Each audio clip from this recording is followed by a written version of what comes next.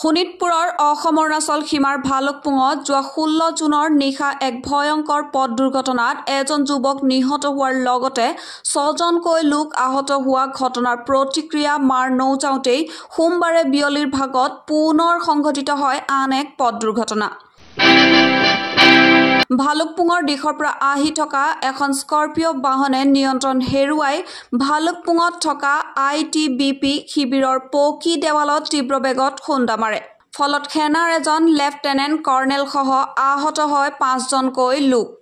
AS12 AH4211 নম্বৰৰ এখন Scorpio' বাহনখন ভালুকপুঙৰ দিশৰ পৰা বালিপৰা অভিমুখে আহি থকা অৱস্থাত সংঘটিত হয় এই পথ দুৰ্ঘটনাটো।